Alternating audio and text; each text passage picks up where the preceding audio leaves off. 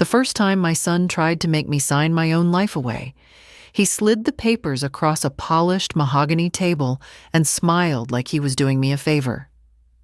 "Just sign it, Mom," he said. "At your age, this is the responsible thing." Then I noticed the line that transferred everything I owned to him before I was even dead. "Evening, everyone. Grace here. And I'll say this right now. Anytime somebody rushes an old woman into signing papers, there's usually something rotten underneath the ink. Tell me in the comments if you'd trust your own kids with your will. My name is Clara Winslow." I was 79 years old that autumn, living alone in Marblehaven, Maine, in the same weathered cedar house my husband Walter built with his own hands in 1968. Tourists loved taking pictures of it in summer because of the crooked widow's walk and the faded blue lobster buoy hanging near the porch. To me, it wasn't charming. It was home. Every warped floorboard knew my footsteps. Every window carried some memory. That morning, my son Nathaniel picked me up in his silver Audi and drove me to a notary office near the marina without fully explaining why. "You worry too much," he kept saying as we passed the harbor. "This is standard planning stuff." Standard planning. Funny phrase. When a man starts using phrases instead of emotions, trouble usually follows. The office smelled like leather chairs and burnt espresso. There was one of those expensive olive trees in the corner that looked fake, no matter how alive it probably was.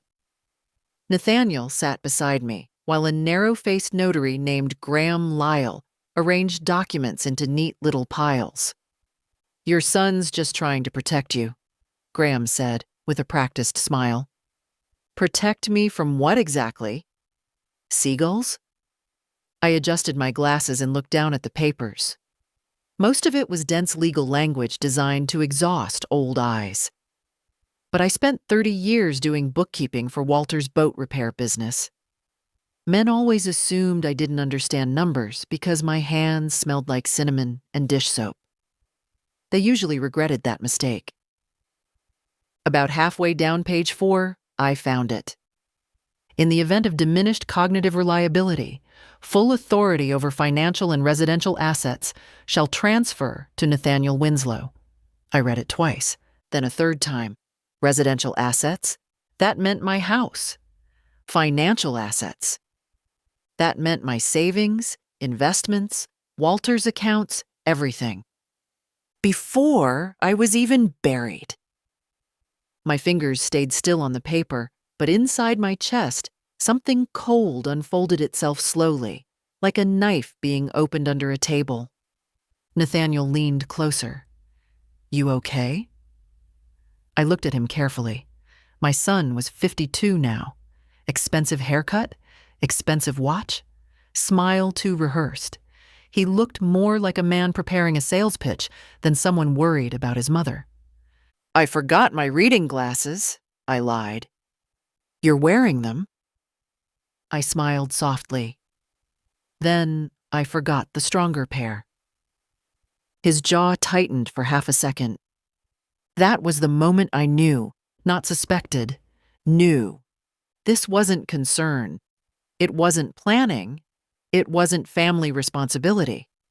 Nathaniel needed my signature for something urgently enough that my hesitation irritated him. Graham awkwardly cleared his throat. "We can always reschedule." Nathaniel forced a laugh. "Mom's stubborn. She gets that from my father." Walter used to say stubbornness was just dignity with dirt under its fingernails. "I'll review everything at home," I said calmly, folding the papers. Nathaniel's smile disappeared completely now. "There's really no reason for that." "Oh, I think there is."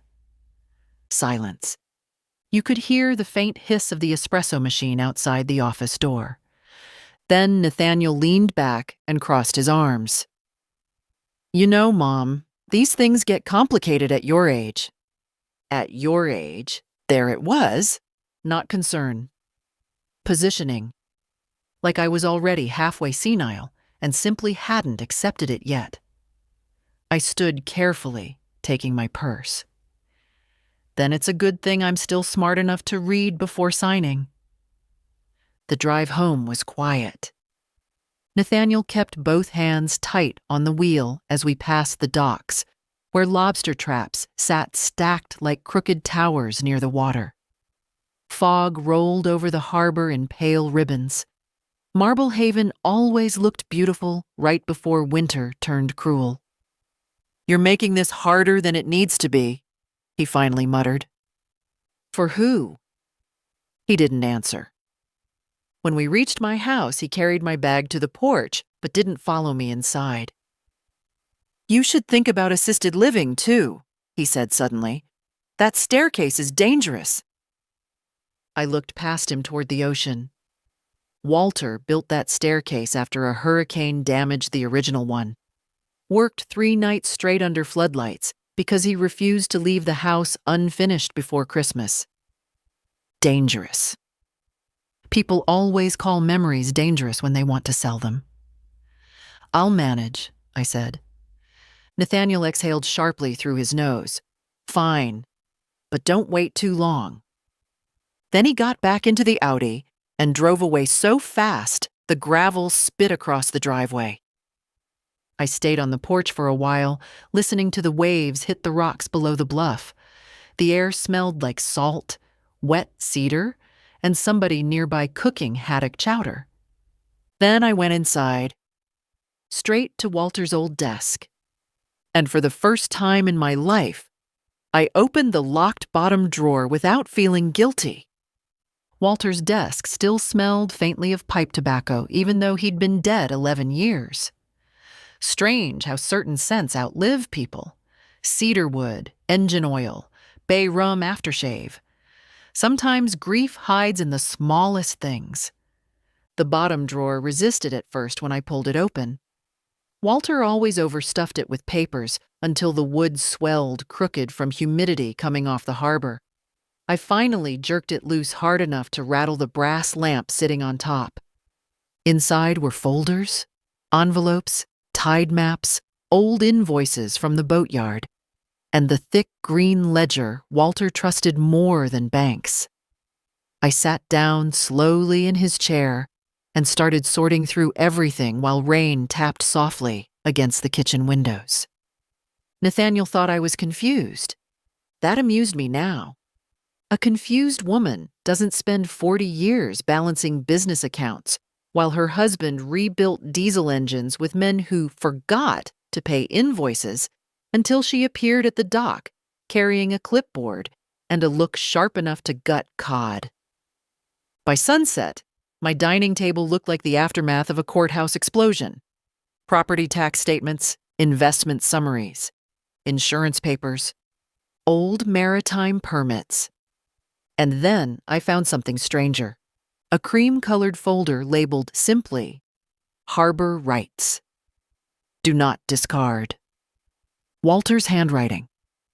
I frowned and opened it carefully. Inside were maps of the shoreline behind our house, legal diagrams of the dock, copies of town council approvals dating back to the 70s, and several letters from Marblehaven's historical committee. Most of it meant little at first glance, but one line kept repeating itself. Protected Access Corridor. I read slower, then slower still. Apparently, decades ago, Walter had negotiated permanent protected water access tied to our property because his repair workshop serviced emergency rescue boats during storm seasons. That tiny strip of shoreline behind my house wasn't ordinary residential land anymore. It carried special historical and commercial restrictions, which explained a lot, especially Nathaniel's sudden interest in my safety. I leaned back in the chair, hearing the old radiator hiss softly in the corner. Outside, fog crawled over the water until the harbor lights looked like floating candles. Then my phone rang. Nathaniel. I stared at the screen before answering. "Hi, sweetheart."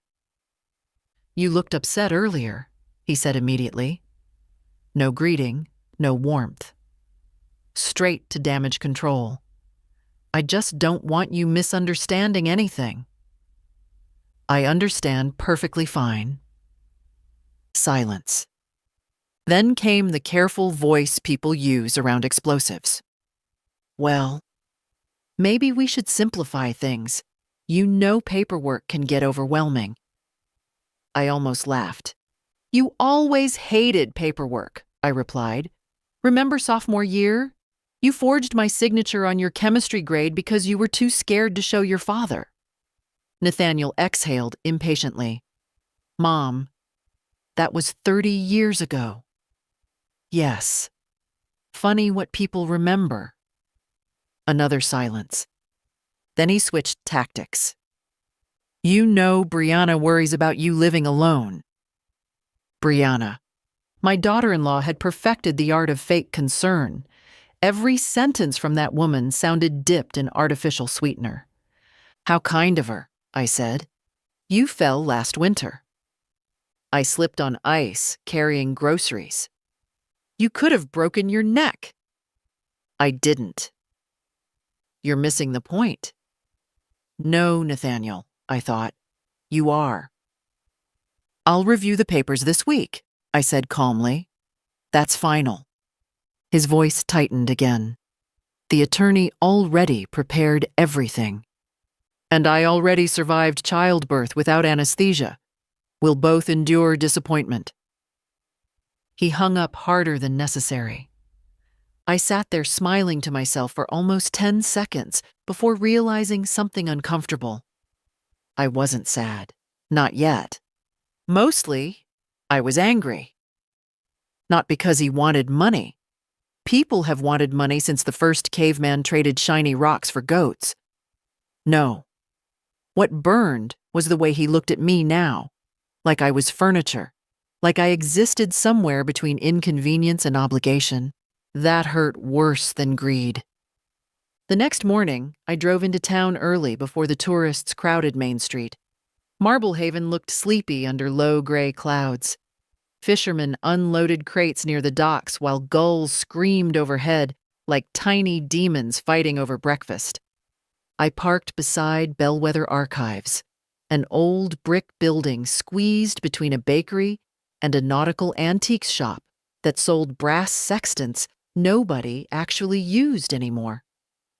June Bellwether herself sat behind the archive desk wearing fingerless gloves and drinking tea that smelled aggressively medicinal. Well, she said without looking up, either someone died or someone's getting sued. Mornin' to you, too. That finally made her grin. June had known Walter since high school and distrusted almost everybody equally, which made her one of my favorite people. What do you need? I handed her the Harbor Rights folder. For 20 minutes, she read in silence while I wandered between shelves filled with maps and shipping records. Somewhere nearby, an old heater clanged like a prison pipe. Finally, June removed her glasses. Clara, your son knows what this property actually is, doesn't he? That depends. What is it? She slid one document toward me and tapped the highlighted section. If this land gets sold commercially, the entire shoreline classification changes. Developers would pay a fortune for access like this. A strange heaviness settled into my stomach. How much of a fortune? June gave a low whistle. Enough to turn polite relatives into hungry animals. I looked back down at Walter's papers. Suddenly, Nathaniel's urgency made perfect sense. Not my health, not my safety, not family planning. Land. It was always land. And for the first time since Walter died, I felt something old waking up inside me. The same cold instinct that used to surface whenever contractors tried cheating us at the shipyard. People mistake kindness for weakness all the time, right until kindness stops cooperating. 3 days passed before Nathaniel invited me to dinner. Not asked, invited. There's a difference. When your own child starts speaking to you the way bankers speak to clients, you notice it immediately. "It'll just be family," he said over the phone. "Brianna made osso buco. Elowin's coming too." That last part mattered. He knew it would. My granddaughter Elowin was the only person in the family who still visited without needing something signed, borrowed, transferred, or explained. She came for tea, gossip, and my blackberry cardamom jam. That alone made her suspiciously rare these days. So Friday evening, I drove out to Nathaniel's place north of Marblehaven, where all the newer houses sat oversized and smug along the cliffs. The house looked like a catalog photo. Huge windows, cold stone exterior. One of those front doors so tall it made normal people feel underdressed. Brianna opened it, wearing cream-colored silk and the same smile funeral directors use. "Clara," she said brightly, "you found the place." "Yes, the roads still work." Her smile twitched slightly. Inside smelled like truffle oil and expensive candles. Somewhere soft jazz played quietly enough to remind everyone the owners had money, but not enough personality for silence. Elowin hugged me immediately. "Grandma, you look pretty." "You need stronger eyesight," I whispered, making her laugh. Nathaniel emerged from the dining room carrying wine glasses. "Mom?" There it was again. No hug, no warmth, just Mom. Like punctuation. Dinner started pleasantly enough. Brianna discussed some charity auction. Nathaniel talked about interest rates and property values. Elowin mostly stayed quiet, scrolling occasionally through her phone beneath the tablecloth. Then the conversation shifted exactly where I knew it would. "You still climbing those stairs alone?" Nathaniel asked casually while cutting into his veal. "Usually 1 foot at a time." Brianna laughed too hard. Nathaniel ignored it. "Seriously, Mom, that house is becoming too much for you." "I've managed 40 years." "You managed 40 years younger." There's something fascinating about how cruel people become when they believe they're being reasonable. Brianna folded her napkin delicately. "We actually toured a lovely senior community last month. Hawthorne Rest." Community. Another one of those polished little words. "Sounds contagious," I said. Elowin snorted into her water glass. Nathaniel shot her a look before turning back to me. "They have medical staff, security, transportation. I have a front door lock and neighbors with shotguns. Marblehaven already has security." "Mom?" "There it is again," I said quietly. "What?" That tone, like I'm difficult instead of alive. The room went still for a second. Outside the giant windows, waves crashed against the dark rocks below the cliffs. Somewhere farther down shore, a foghorn groaned through the night. Brianna recovered first. "Nobody's attacking you, Clara." Funny thing about people who say that. They usually already did. Then Nathaniel made his mistake. "You don't really need all that property anymore anyway." Not house, not home. Property. I looked at him carefully across the candlelight, and suddenly I saw it clearly. Not my little boy who used to bring me chipped sea glass from the beach, but a tired middle-aged man staring at waterfront acreage while pretending to see his mother. Elowin set her fork down harder than necessary. "Dad!" "What?" Nathaniel snapped. "I'm being practical." "No," I said softly. "You're counting." That landed. I could tell by the way Brianna immediately reached for her wine. Then I noticed something sitting partially hidden beneath a stack of mail on the kitchen counter nearby. A folder, dark blue, stamped with silver lettering. Cove and Finch Developments. Nathaniel saw where my eyes went and casually moved his jacket over it. Too casually. Interesting. Very interesting. The rest of dinner tasted like ash and expensive sauce. When I finally stood to leave, Elowyn walked me outside while Brianna pretended to package leftovers I knew she'd throw away the second I left.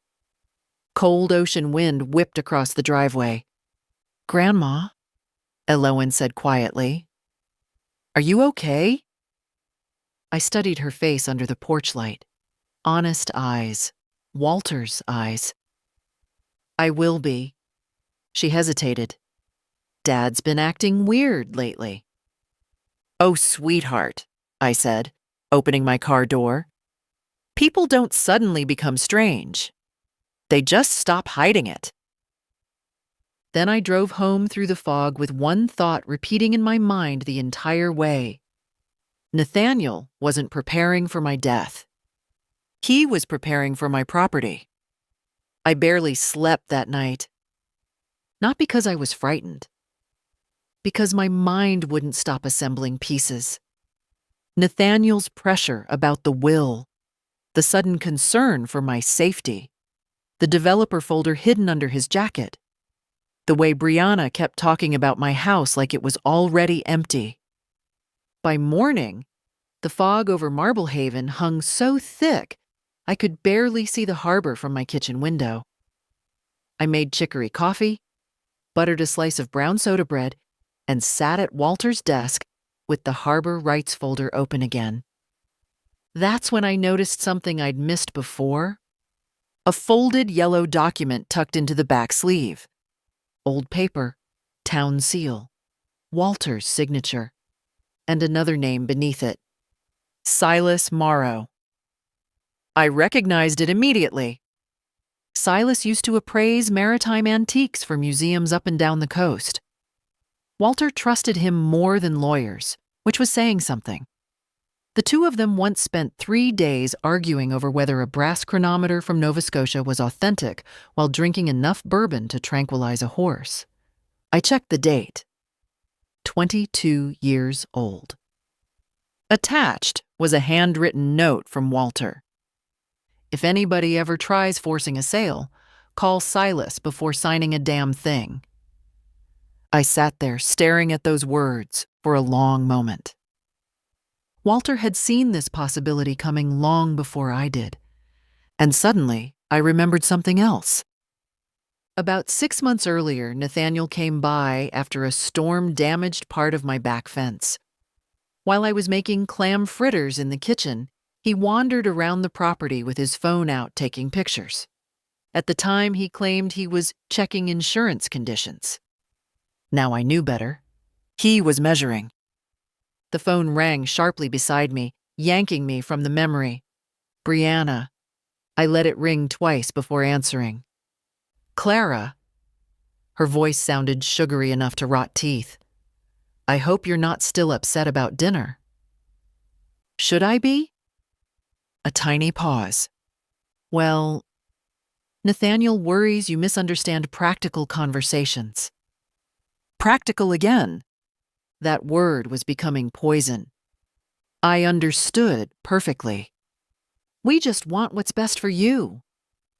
"No," I said quietly. "You want what's easiest for yourselves." Silence. Then her tone hardened almost imperceptibly. "You know, courts take elder safety very seriously nowadays." There it was. Not concern. Warning. I leaned back slowly in my chair. "Are you threatening me, Brianna?" "Oh, goodness, no. I'm simply saying families sometimes need to step in when people become vulnerable." Vulnerable. Interesting how fast old age becomes a diagnosis when property is involved. I smiled to myself, though she couldn't see it. "Tell Nathaniel something for me," I said calmly. "If he wants my house that badly, He should have learned to love it before he learned its market value. Then I hung up, and for the first time since this started, I picked up the phone not to answer my family, but to call a lawyer. The lawyer's office sat above an old watch repair shop near the Eastern Pier, squeezed between a bookstore and a narrow cafe that smelled permanently of cinnamon and burnt sugar. Rain drizzled steadily over Marblehaven as I climbed the stairs, gripping the railing more out of irritation than weakness. The brass plaque on the door read, Marisol Keene, Estate and Property Law. Inside, the office looked nothing like the polished places Nathaniel preferred. No giant glass tables, no fake olive trees, just dark shelves packed with legal books, an old Persian rug, and a radiator that hissed like it held grudges. Marisol herself was younger than I expected, maybe mid-40s. Dark curls pinned carelessly up, silver rings on both hands, sharp eyes that missed absolutely nothing. She didn't call me sweetheart, didn't raise her voice like I was hard of hearing, didn't speak slowly. That alone made me trust her more than half the town. So, she said, sitting across from me with a yellow legal pad, tell me why your son suddenly wants your signature. No wasted time. Good. I handed her the papers from Nathaniel's notary meeting. Marisol read quietly for several minutes.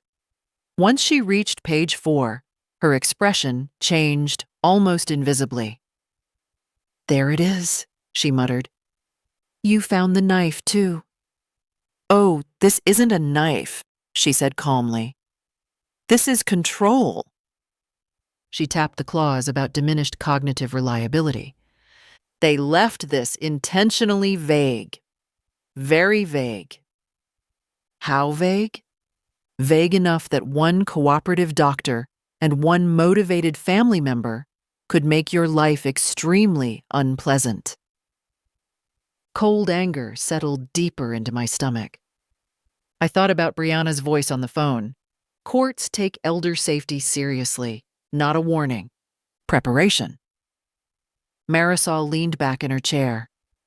Tell me honestly, Clara, has your son been pushing assisted living? Yes. Has he mentioned confusion? Memory? Falls? Yes. Has anyone suggested evaluating your competency? I hesitated, then remembered the way Brianna emphasized vulnerable. Yes, I answered quietly. I think they're building toward that. Marisol nodded once, like she'd already expected it. You're not the first older parent this has happened to. That sentence hit harder than I expected, not because it shocked me, because it didn't. I looked around her office toward the rain streaking the windows. Somewhere below us, the bell above the watch shop door jingled faintly. What do I do? I asked. Marisol folded her hands. First, you stop assuming this is emotional. I frowned. Your son may have emotional reasons, she continued, but this is financial strategy now, which means you treat it like business. Business. Walter would have liked her immediately. She pulled the harbor rights folder closer and started reading through the shoreline documents. Halfway through, her eyebrows lifted slightly. Well now. What? Your son's greed may actually save you. I stared at her. Marisol slid one map toward me. This protected harbor access changes everything. Your property isn't just valuable residential land. It's legally sensitive waterfront. So if developers are involved, they'll need clean ownership and clean transfer authority. Any evidence of coercion, competency disputes, or inheritance manipulation could poison the entire acquisition. Suddenly, Nathaniel's urgency made even more sense. He wasn't just impatient. He was racing. Marisol stood and walked toward a filing cabinet. Before we do anything else, I want 3 things handled immediately. She raised one finger. Independent medical evaluation from a doctor they don't control. Second finger. New estate documents drafted privately. Third finger. And most importantly, she looked directly at me. You stop talking to your son without witnesses whenever possible. That one hurt. Not because it was unreasonable, because it was necessary. Before I left, Marisol handed me a business card with notes scribbled on the back. Arthur Fenwick at Harbor Trust Bank, she said. Old school banker, discreet. If anyone's been sniffing around your accounts, he'll know.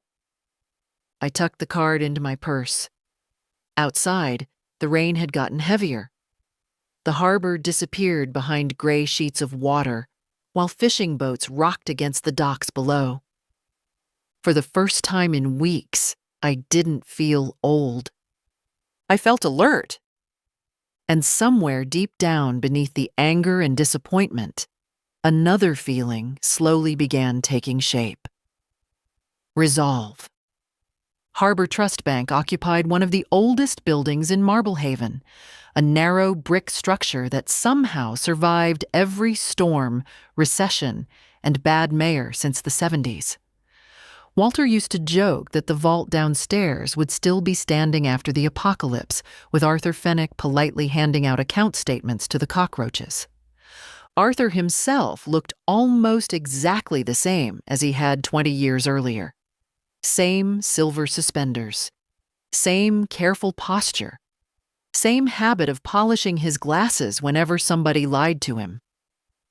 Clara Winslow, he said warmly as I entered his office. Now there's a woman who only visits when something serious is brewing. You always did know me too well. Rain tapped softly against the tall windows behind him while I sat down across the desk. The office smelled faintly of dust, coffee, and old paper money. Arthur noticed the tension in my face almost immediately. What happened?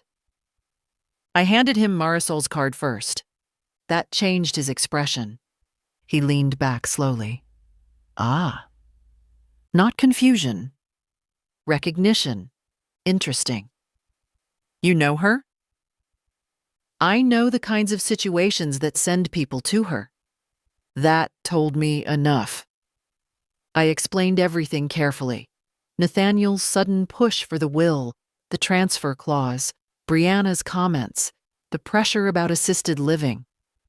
Arthur listened without interrupting, fingers folded neatly beneath his chin. Then he opened his desk drawer and removed a thin folder. I was hoping I was wrong, he admitted quietly. A chill moved through me. Wrong about what? Arthur slid several printed requests across the desk. My name sat at the top of every page. Authorization inquiries, account access reviews, asset structure confirmations.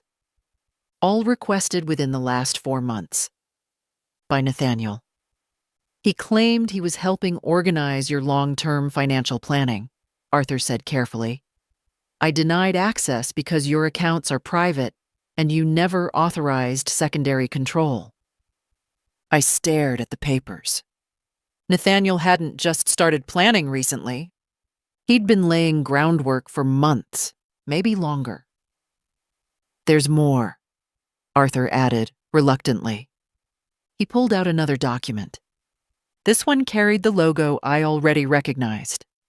Cove and Finch Developments. My stomach tightened instantly.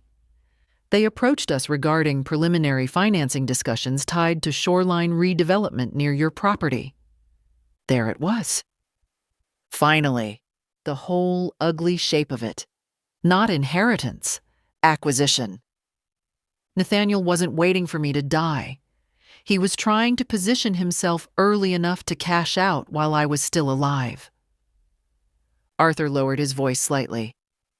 Clara, your property's location became extremely valuable after the new marina expansion proposal last year. I thought about Nathaniel walking around my yard taking photos after the storm, measuring, calculating, already spending money in his head. He never asked whether I wanted to sell. Arthur's face hardened faintly. That's because I don't think your wishes were central to the plan. For a moment, neither of us spoke. Downstairs, somewhere in the bank lobby, I heard the muted clack of coin trays and printers humming softly. Ordinary sounds. Meanwhile, my own son was trying to engineer control over my life, piece by piece. Arthur finally broke the silence. There's something else you should understand. He removed his glasses carefully. Once people start building competency cases against elderly relatives, things can escalate quickly. That word again. Competency. Like old age automatically erased a person's right to decide. I'm not losing my mind, I said sharply. I know that, Arthur replied immediately. But courts don't always see families clearly when money's involved. Money. Always money. I suddenly remembered Walter standing in our kitchen years ago after Nathaniel borrowed $10,000 for a failed restaurant investment. Never let a grown man confuse love with access, Walter told me afterward. I should have listened sooner. Arthur handed me another sheet of paper. This is a record of every account solely under your control. Marisol will probably advise restructuring immediately. I took the folder slowly. Then Arthur added one final sentence that stayed with me the entire drive home. Clara, people become very dangerous when they start counting wealth before the funeral. That evening, Marblehaven disappeared beneath a hard coastal storm. Rain hammered the windows so violently it sounded like handfuls of gravel thrown against the glass. The ocean below the bluff churned black and angry, and every few minutes the old house groaned softly, the way wooden houses do when weather presses against them too long.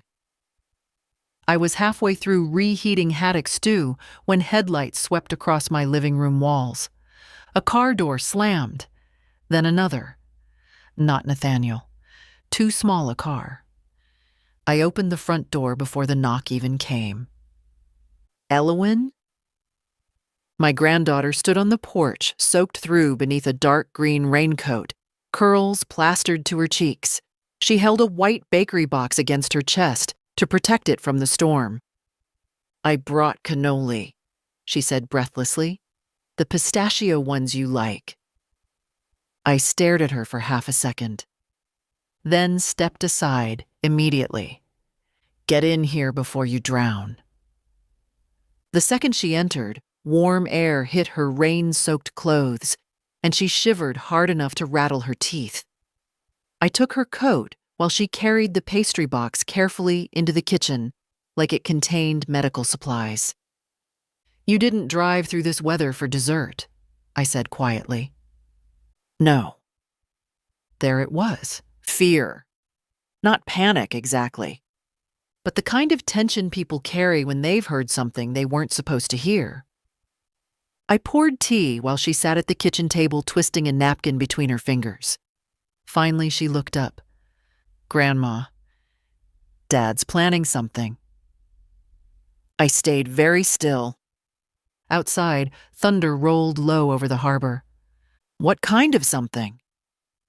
Elowyn swallowed. I wasn't supposed to hear it. Mom thought I'd already left after dinner yesterday. My chest tightened slowly.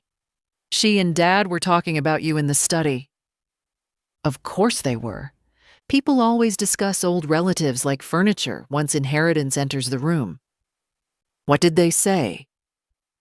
Elowyn hesitated.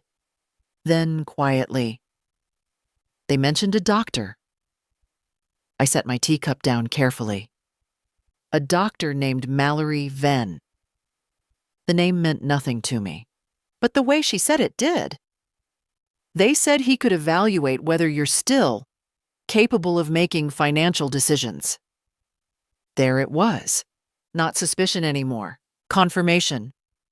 I felt strangely calm, almost colder than angry. Elowen rushed forward before I could respond. Grandma, I swear I didn't know about any of this before. Dad kept saying he was just trying to help you. No, I said softly. Your father's trying to help himself.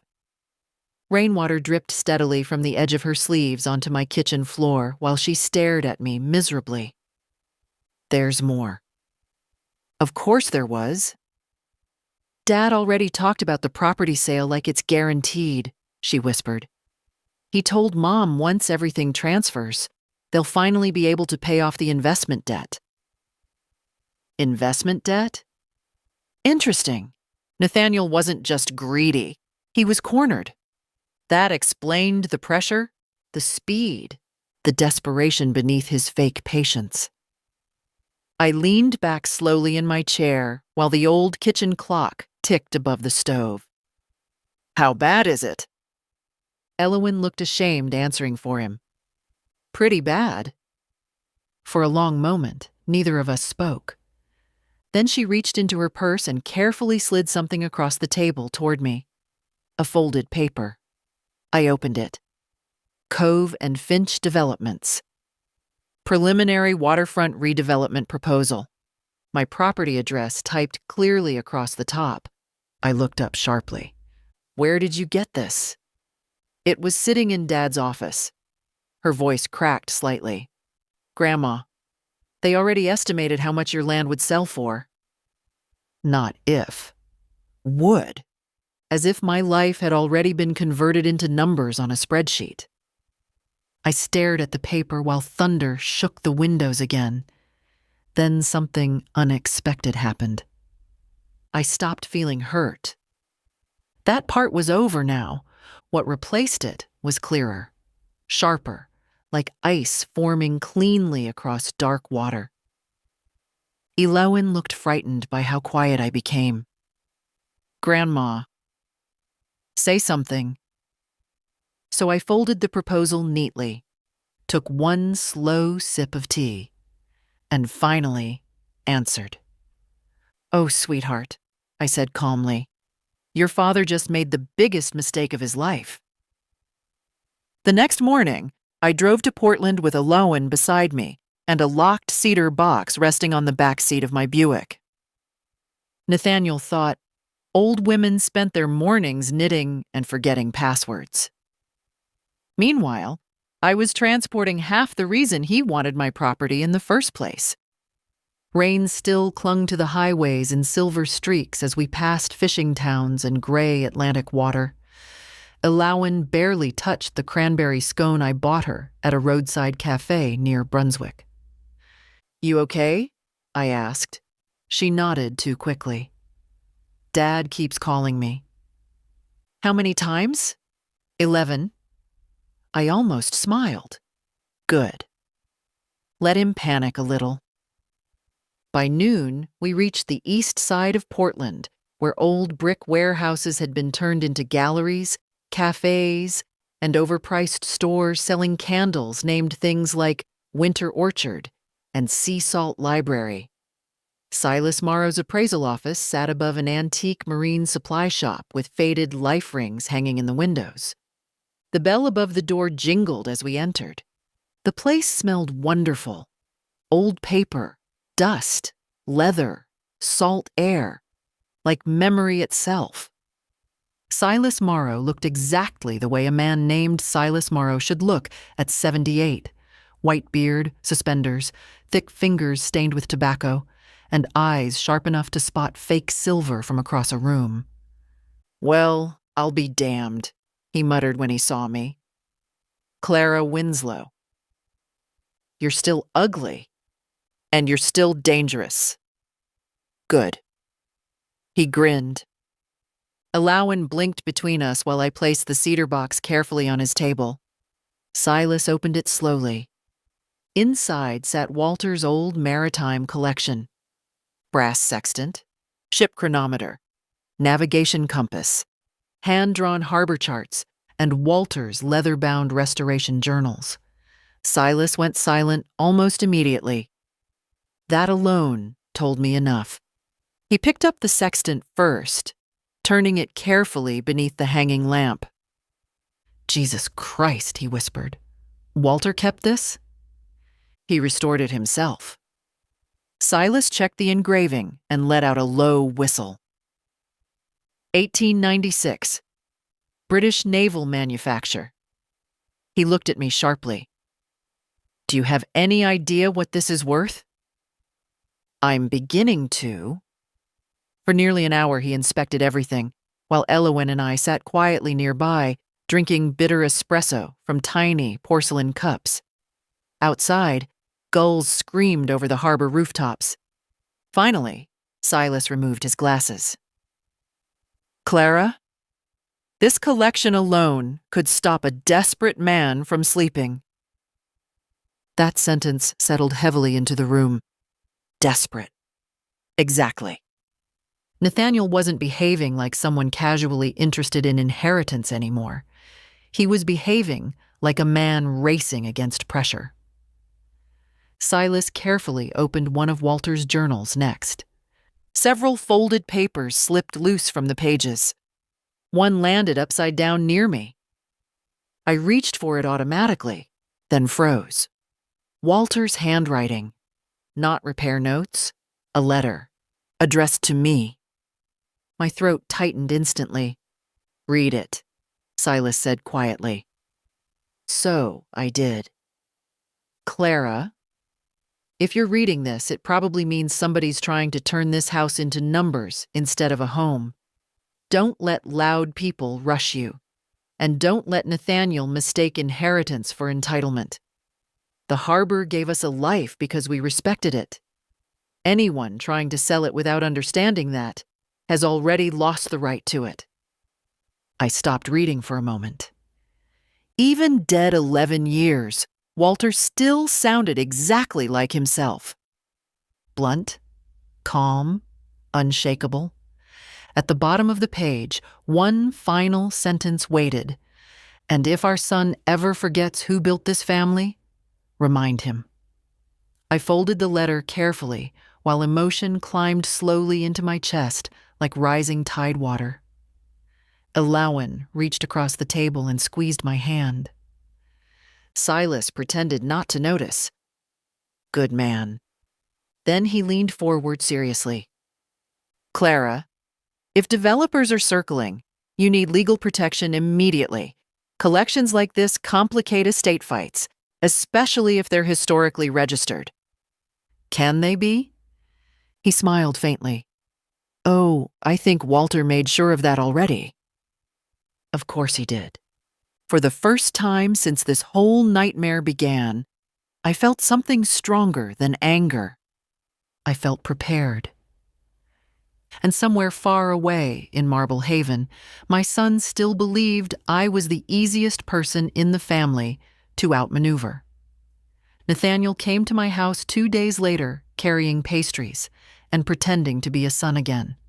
That alone told me he was nervous. My son never bought croissants unless guilt or money stood nearby.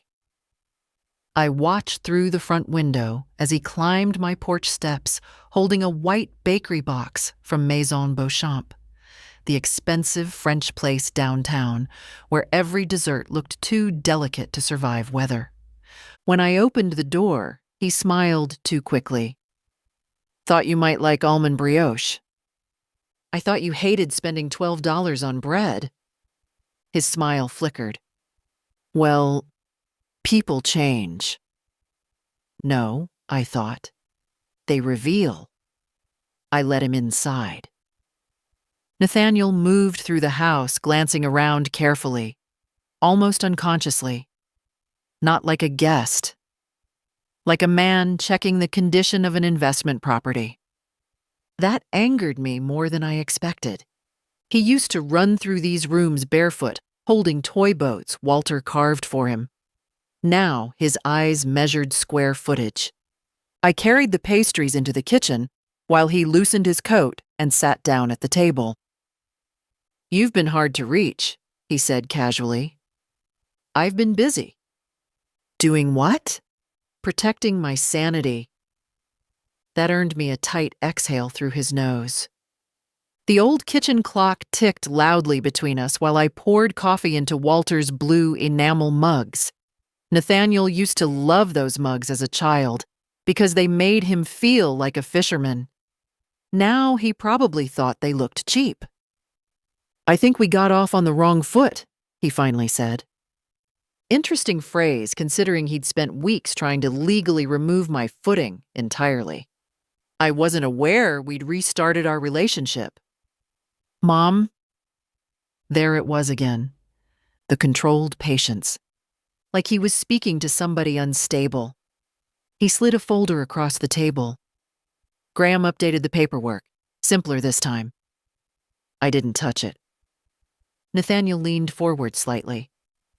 "You know this doesn't have to become some huge family issue." Family issue. Not betrayal, not manipulation, just paperwork complications. Funny how greed always changes vocabulary first. I finally opened the folder. Different formatting, cleaner language. But the poison remained underneath. Transfer authorization, financial oversight, emergency guardianship provisions. Only now they'd hidden the uglier parts deeper inside legal wording, dense enough to suffocate ordinary people. Unfortunately for him, I wasn't ordinary. "You know," I said quietly while flipping pages, "your father used to test engines by listening instead of looking." Nathaniel frowned. "What?" "He said machines tell the truth faster through sound." I looked up at him calmly. "People do too." His jaw tightened. "I'm trying to help you." "No. You're trying to position me." Silence. Outside, fog drifted low across the harbor cliffs, while gulls screamed somewhere beyond the rocks below the bluff. Nathaniel rubbed his forehead. "You really think I'm some kind of villain now?" I studied him carefully. The expensive watch, the tired eyes, the tension sitting permanently behind his shoulders. Then I remembered what Elowen told me. Investment debt. "How bad is it?" I asked quietly.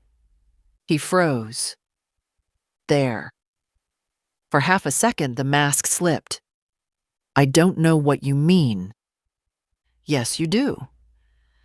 Nathaniel stood abruptly and walked toward the sink, pretending interest in the rain outside my kitchen window.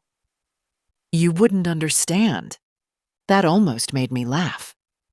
I balanced payroll during fuel shortages in the 80s, negotiated with insurance inspectors after hurricanes, buried a husband while keeping a business alive. But apparently, I couldn't understand debt. "I understand desperation perfectly," I replied. His shoulders stiffened. Then came the mistake. "You're sitting on millions, Mom. Not memories, not history, not Walter's house. Millions." And suddenly, the room felt very small. Nathaniel turned back too late, realizing what he'd admitted aloud. I closed the folder carefully. "That's what this is really about." "No," he said immediately, too fast. "It's about making sure things are handled responsibly." "Then why are developers involved?" The color drained from his face. Beautiful thing, silence. People reveal entire crimes inside it. "You went through my things?" Elowen found enough. At the mention of her name, irritation flashed across his face. So that was how he looked at loyalty now. As inconvenience. He sat down heavily again, voice colder this time. "You're letting people poison you against your own family." No, I answered calmly. I'm finally hearing my family clearly. Nathaniel stared at me for several long seconds. Then his expression changed completely. The softness disappeared. The patience evaporated. What remained underneath looked tired, angry, and frighteningly entitled. You can't manage all this forever, he said quietly. Not concern, pressure. I folded my hands together on the table. Watch me. 3 days later, Nathaniel invited me to what he called a family discussion. That phrase alone sounded like legal fees waiting to happen. He insisted we meet at his house again, said Brianna wanted everyone comfortable, said a professional would also be there, just to help clarify future planning. Professional. Another poisonous little word. I arrived 10 minutes early on purpose. The moment Brianna opened the door, I smelled saffron risotto and expensive candles trying too hard to hide tension. Nobody cooks comfort food before a peaceful conversation. They cook it before interventions. Clara, Brianna greeted smoothly. You look well. So do undertakers. Her smile froze for half a second. Good. Inside the dining room sat Nathaniel, a gray-haired man in a navy suit I didn't recognize, and another man arranging papers neatly beside a leather briefcase. Elowen sat near the window, looking miserable. Nathaniel stood quickly. Mom, thanks for coming. I looked toward the strangers. And these would be? The older man extended a hand first. Dr. Mallory Venn. There it was, not rumor anymore. Confirmation. The second man smiled stiffly. Graham Lyle? We met before? Yes, I said. You were the man trying to hand my son my life wrapped in legal language. Nobody laughed except Elowen, who quickly hid it with her water glass. Nathaniel pulled out a chair for me. Can we please just have a calm conversation? Interesting thing about people demanding calm. Usually they already know they're wrong. I sat slowly at the end of the table while rain streaked the enormous windows overlooking the cliffs. Waves crashed below the property in dull gray bursts. Dr. Venn folded his hands. Mrs. Winslow, your family simply wants reassurance that you're supported appropriately as you age. I own a smoke detector and a shotgun. I feel supported. Nathaniel sighed sharply. Mom? No, I interrupted softly. Let's stop pretending this is about concern. Silence tightened instantly around the table. Brianna jumped in too quickly. Nobody's attacking you. Another sentence guilty people adore. Graham slid several papers toward me. These updated documents are merely precautionary. I didn't touch them. Instead, I looked directly at Dr. Venn. Tell me something, doctor. Did my son contact you before or after speaking with Cove and Finch Developments? Nathaniel went pale so fast it was almost impressive. Brianna straightened immediately. What does that have to do with anything? Exactly the reaction I wanted. Dr. Venn frowned slightly. I'm not familiar with... Oh, I think everyone here is familiar, I said calmly. Nathaniel leaned forward now, voice low and dangerous. You've been digging through private matters. No, I replied. I've been digging through mine. Elowen looked between all of us like she was watching a bridge collapse in slow motion. Then Nathaniel made the mistake angry people always make. He lost patience before he secured control. You are making this embarrassing, he snapped. Why can't you just sign the damn papers? The room went dead silent. Even Brianna looked startled. And that was the moment I knew. He'd finally stopped pretending to be my son. Now he sounded like a man furious an investment refused to cooperate. I folded my hands calmly on the table, then said the one sentence that changed the entire room. Because, Nathaniel, I already made a different will.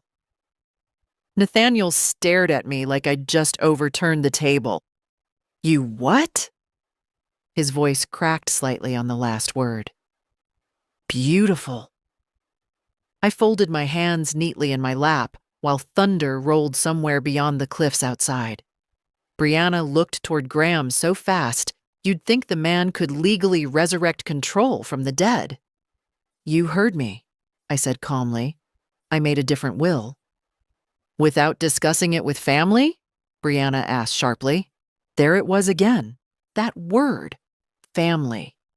Funny how people suddenly rediscover family once inheritance starts moving away from them. Elowyn sat completely still near the window now, eyes fixed on her father. I could practically see the moment she realized this conversation had never been about my health. Nathaniel forced a hollow laugh. Mom, come on. You're upset. Let's not make emotional decisions. I almost smiled.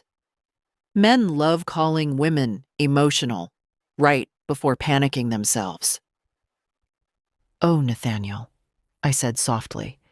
If I were emotional, I would have changed the locks and thrown your baby pictures into the harbor.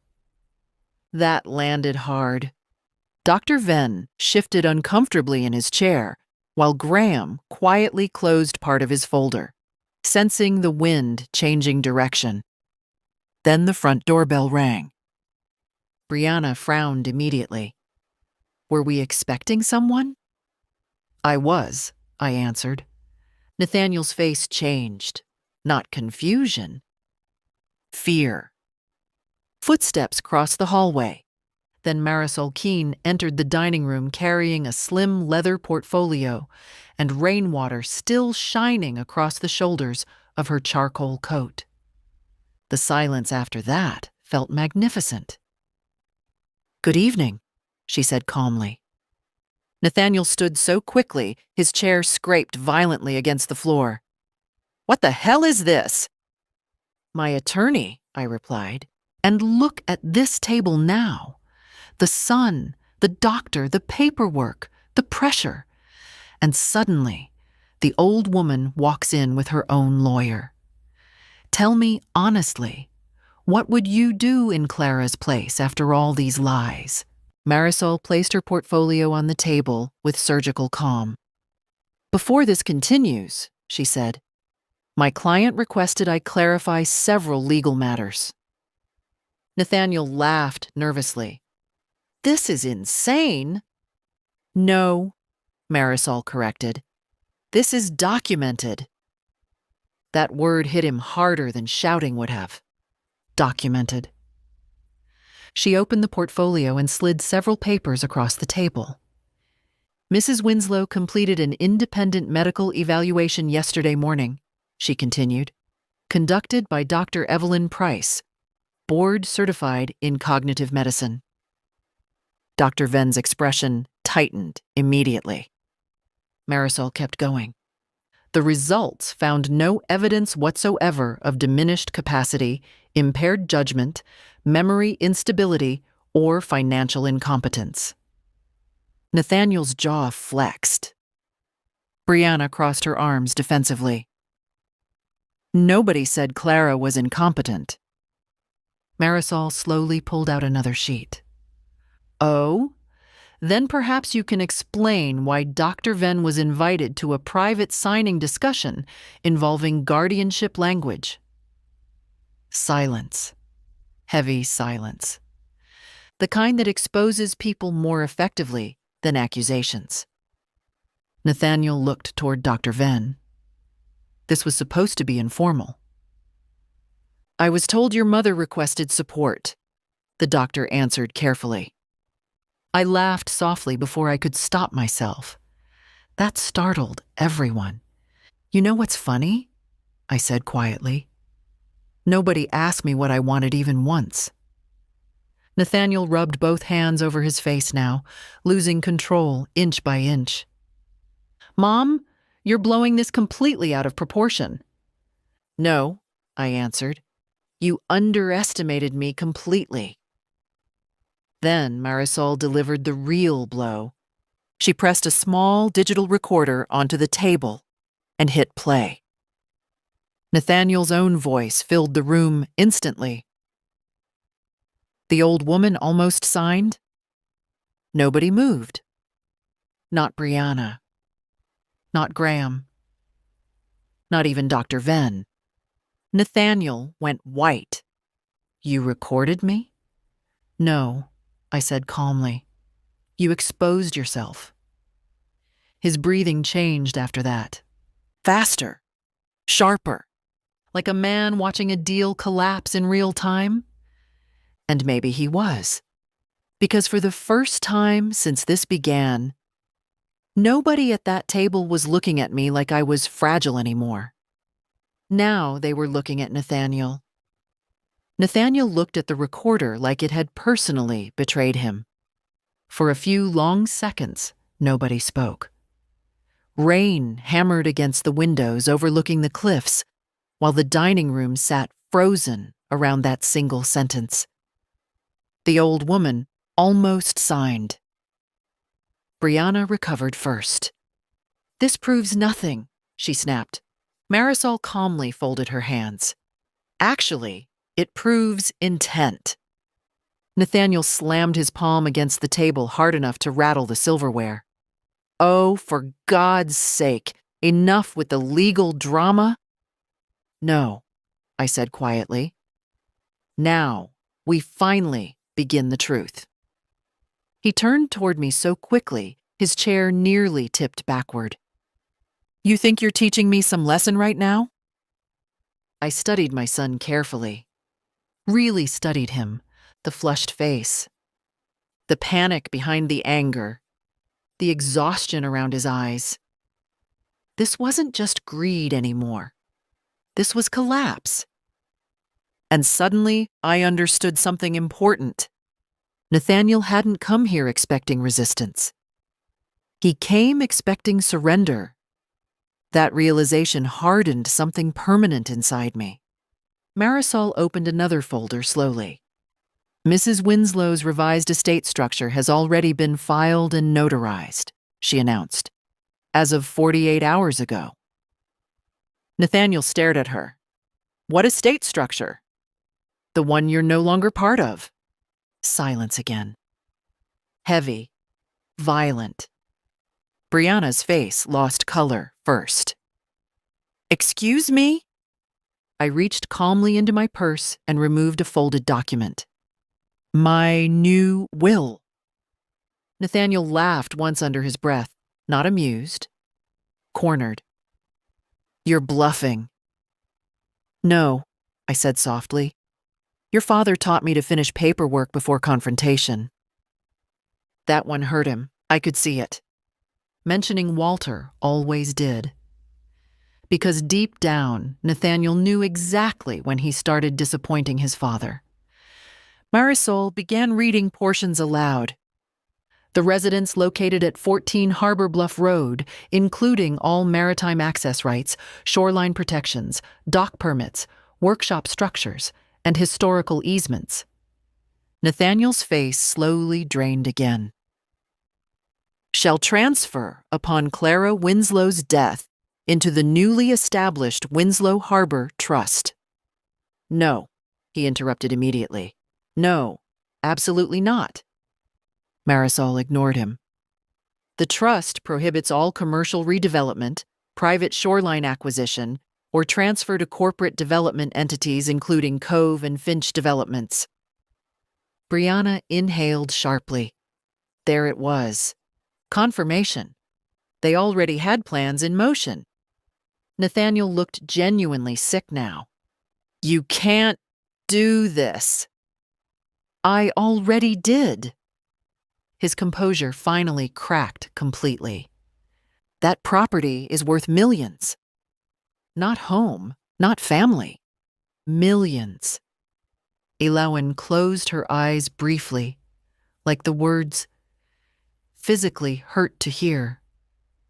I looked at my son for a long moment before answering. You know what your father used to call men like this? Nathaniel said nothing. Temporary. The room went dead silent again. Marisol continued. A separate educational and residential trust has been established for Clara Winslow. My granddaughter looked up sharply. Grandma? You were the only person in this family who showed up without an invoice attached. Tears filled her eyes immediately. Nathaniel looked stunned. You're giving everything to her? No, I corrected calmly. I'm protecting it from you. Brianna stood abruptly. This is manipulation. I almost laughed. Interesting accusation coming from a woman who brought a doctor to dinner. Then came the final section. The one I'd thought about the longest. Marisol glanced toward me carefully before reading. To Nathaniel Winslow, Clara Winslow leaves one item only, the brass key currently stored inside Walter Winslow's workshop desk. Nathaniel frowned in confusion. Then recognition hit him. The old brass key? The one from Walter's boat workshop. Years ago, Nathaniel used it to lock the workshop after secretly selling several of Walter's Japanese chisels to cover gambling debt during a business slump. He thought I never knew. I did. I simply waited. You remember now, don't you? I asked quietly. Nathaniel couldn't even look at me. That key, I continued softly, is the last thing your father trusted you with. Nobody moved. Nobody spoke. Even the storm outside seemed quieter suddenly. Then Nathaniel whispered the saddest sentence I'd heard all night. So that's it? I looked directly at my son. No, I answered calmly. This is just the first time your actions finally cost you something. Nathaniel left the house without saying goodbye, not dramatically, not angrily, just hollow, like a man walking away from a burning building while still trying to calculate what survived inside. The front door slammed hard enough to shake the framed harbor painting near Brianna's staircase. A few seconds later, his car engine roared to life, tires spitting gravel down the wet driveway. Nobody at the table moved immediately after. Dr. Venn quietly gathered his coat first. Smart man. He understood when a room stopped being medical and became personal. I believe my presence is no longer necessary, he muttered. Marisol gave him a polite nod. Probably not. Brianna looked furious enough to crack porcelain. This isn't over, she said sharply, staring directly at me. No, I replied calmly. It's finally honest. That one hit her harder than yelling would have. Because people like Brianna survive through appearances, respectability, controlled narratives. And tonight, the narrative collapsed right in front of witnesses. Elowen walked me to the front door while Marisol stayed behind collecting documents. Outside, the storm had weakened into cold mist rolling over the cliffs. Nathaniel's taillights were already gone.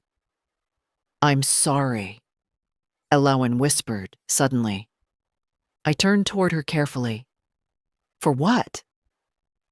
For all of it. For not seeing it sooner. Oh, sweetheart. I touched her cheek gently. You were the only one actually looking. That nearly made her cry again. The next morning, Marblehaven exploded. Small towns survive on three things: weather, gossip, and resentment. And by breakfast, apparently everyone knew some version of what happened at Nathaniel's house. I discovered that when Doris Pike at the Harbor Bakery handed me my cinnamon cruller and said, "Well, good for you," I blinked. "Excuse me?" She leaned across the counter conspiratorially. "Men around here have been trying to steal waterfront property from widows since before electricity. You just happened to fight back prettier." By noon, the first real damage arrived. Not emotional, financial. Arthur Fenwick called me directly. Cove and Finch withdrew. I stood at my kitchen window watching fog drift over the water. Completely? Immediately. Marisol filed preservation notices at 8 this morning. Of course she did. Arthur sounded almost impressed. Once the historical trust documentation appeared, the developers vanished overnight. They don't want lawsuits or elder coercion allegations attached to waterfront redevelopment. Translation: Nathaniel's deal was dead. I thanked Arthur and hung up slowly. For a long moment, I just stood there listening to gulls outside. Then my phone rang again. Nathaniel. This time I answered. Silence waited on the line first, then breathing. Tired breathing. Finally, "You ruined everything." No hello, no mother, just accusation. I closed my eyes briefly. "No," I said quietly. "I stopped you before you ruined me. You don't understand how bad this is now." "I think I understand perfectly." His voice sharpened. "I had investors involved." There it was. Not family desperation. Business collapse. "How much debt?" I asked. He didn't answer immediately. That answer told me enough already. Then finally, "Too much." I looked toward Walter's old workshop through the kitchen window. The small, weathered building still stood against the shoreline, exactly where it always had. Nathaniel had nearly traded his father's entire life for leverage, and somehow, he still wanted sympathy. "You should have told me the truth," I said softly. "I couldn't." "No," I corrected. "You chose not to." Silence again. Then his voice lowered into something smaller, younger. "They were going to take the house." For the first time in this entire nightmare, I heard actual fear instead of entitlement. Real fear. Not for me, for himself. I leaned slowly against the counter. "How much gambling debt, Nathaniel?" The silence after that lasted so long I heard the refrigerator motor kick on. Then quietly, "How did you know?" Walter always used to say desperation leaves fingerprints. And suddenly, every missing piece finally fit together. For a moment, neither of us spoke. Rainwater dripped steadily from the gutters outside my kitchen window, while Nathaniel breathed unevenly on the other end of the line. Then he said, the one thing I never expected to hear from my son. It started small. Not denial, not excuses. Confession. I sat down slowly at the kitchen table Walter built 40 years earlier from salvaged oak planks taken off an abandoned fishing trawler. How small? Sports betting at first, Nathaniel admitted quietly. Then investment losses. Then loans. I closed my eyes briefly. Not because I was shocked, because suddenly every missing year made sense. The rushed money requests, the nervous phone calls, the desperation hidden beneath expensive suits and polished dinners. How much do you owe? Another long silence. Almost 900,000. The number landed heavily inside my chest. Not because of the amount, Because my son had destroyed himself chasing a lifestyle he could never actually afford. You should have come to me honestly. I was ashamed. No, I said quietly. You were proud, and pride rots people faster than debt. He inhaled sharply through his nose. For the first time in weeks, he sounded less like a manipulator and more like a tired little boy caught breaking something he couldn't repair. I never wanted to hurt you. That sentence almost broke my heart. Almost. But then I remembered the doctor, the paperwork, the competency trap, the way he looked at my home like inventory. You already did. Silence. Then finally, what happens now? I looked out toward Walter's workshop near the shoreline. 2 teenagers from town were helping repaint the side wall this morning. Elowen stood nearby laughing with them while holding a cup of coffee bigger than her hand. Life moved strangely fast after Truth entered a room. Marisol finalized the harbor trust within days. The workshop would stay protected permanently now. Local volunteers had already started helping restore the old place. Someone donated woodworking tools. Someone else offered free roofing materials. Turns out communities still exist when greed steps aside, long enough for people to recognize each other again. I don't know what happens now, I admitted honestly. That depends on whether you want forgiveness or access. Nathaniel said nothing. Good. Because there's a difference. People confuse those things constantly. After we hung up, I walked down toward the workshop slowly, the cold ocean wind pulling at my coat. The harbor smelled like salt, engine fuel, and wet cedar. Walter would have loved this morning. Inside the workshop, sunlight spilled through dusty windows onto old benches scarred by decades of work. Elowen sat cross-legged on the floor, sorting brass fittings into boxes, while soft jazz played from somebody's radio nearby. You okay? She asked gently when she saw me. I looked around the room, at the tools, the walls, the history, the life that almost became a transaction. Then I smiled. Yes, I said truthfully. I think I finally am. Elowen walked over and wrapped her arms around me carefully. Not because I was fragile, because I mattered. Outside, gulls wheeled above the gray Atlantic, while waves crashed endlessly against the rocks below Marblehaven.